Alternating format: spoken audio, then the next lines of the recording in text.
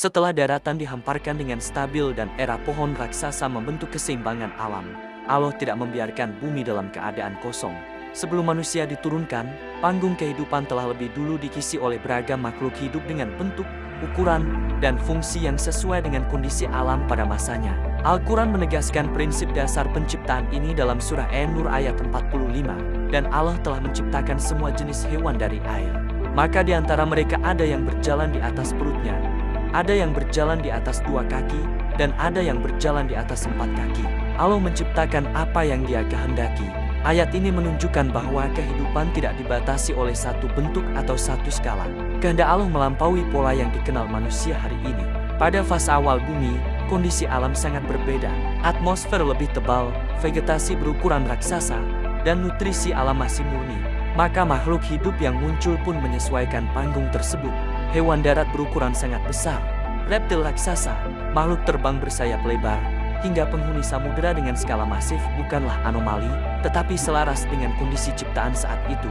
Sebagian dari makhluk ini hari ini dikenal melalui fosil dan tulang raksasa. Sebagian lainnya hanya tersisa dalam catatan kuno dan kisah lintas peradaban.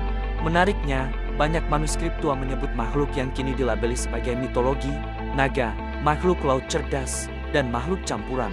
Dalam The Puzzle, semua ini tidak langsung dianggap dongeng, tetapi ditempatkan sebagai kemungkinan bentuk kehidupan pada fase alam yang berbeda, sebelum sistem bumi mengalami perubahan besar. Samudera pun tidak kalah penting. Al-Quran berulang kali menyebut laut sebagai alam yang luas dan penuh tanda. Dunia bawah air menyimpan kehidupan yang jauh lebih beragam dan tersembunyi. Sebagian di antaranya mungkin tidak pernah lagi terlihat setelah perubahan besar bumi. Dalam susunan ini, kehidupan hewan hadir lebih dahulu sebagai penyeimbang alam. Setelah itu, barulah bangsa jin diberi mandat mengelola daratan. Namun seiring berjalannya waktu, terjadi perubahan besar, pergeseran atmosfer, kepunahan massal, dan peristiwa dahsyat seperti banjir besar pada masa Nabi Nuh. Banyak makhluk pun musnah, sementara yang tersisa mengalami penyusutan skala. Semua ini menjadi satu pesan penting, Allah berkuasa menciptakan suatu generasi kehidupan, dan berkuasa pula menghapusnya tanpa menyisakan apapun selain tanda dan pelajaran.